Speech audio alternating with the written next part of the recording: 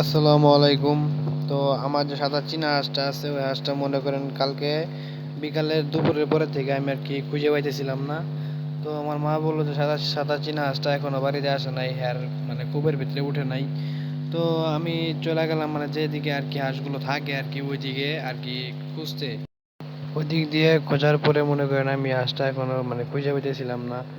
তো হাঁসটা আসলে ডিম ডিম পাড়তেছিল, তো আমি মনে করছি যে ডিমটা মনে হয় কোনো জায়গায় পায়রা পইরা আর কি কুচে বয়ে পড়ছে, কিন্তু আমার ঘরের ভিতরে মনে করেন একটা দুটো ডিম পারছে, পরবর্তীতে আর ডিম পারে নাই। তো আমি মনে করছি যে কোনো জায়গায় মনে হয় ডিম পায়রা আর কি কুচে বসে পড়ছে।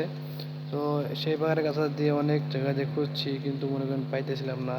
আর ওই ঝোপঝাড়ের ভিতরে মনে করেন সাপ টাপ থাকার অনেকটা সম্ভাবনা থাকে, তাই আমি আর কি বেশি একটা খুঁজি নাই। তো হাঁসটা কোথায় গেল চিন্তা করতেছি, মানে পাইতেছিলাম না। তো পুরা মানে আমাদের যে গ্রামটা আছে গ্রামটা সবার ঘরে যায় আর কি খুঁজছি, কিন্তু খুঁজে পাই নাই।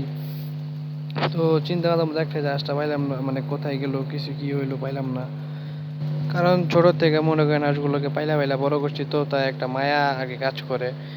তো সারা রাত যখন খুঁজে না পাইছি তখন মনে করেন ঘরের ভিতরে এসে ঘুমায় পড়ছি, কারণ অনেক রাত হয়ে গেছে কিন্তু হাঁস খুঁজে পাই নাই। তো এখন আর কিছু করার নাই। তো বাড়িতে বাড়িতে আইসা ঘুমায় পড়ছি, পরে মানে তারপরের দিন সকালবেলা ঘুম থেকে উঠছি, উঠে দেখি যে আমাদের বাড়ির সামনে একটা পচা পুকুর আছিল, ওই পুকুর থেকে উঠে আসতেছে, মানে বিকাল থেকে হয়তো নামছিল, মানে প্রচুর পানা হয়ে যায় বিকাল থেকে হয়তো নামছিল আর উঠে আসতে পারে নাই। তো এই যে এখন দেখতে পারবেন, এই যে দেখেন সকাল সকাল ওই যে ছোট হাঁসটা ওটা হলো আমার মানে ওটা হলো মেয়ে হাঁস আর কি, আর বড়টা হলো ছেলে হাঁস।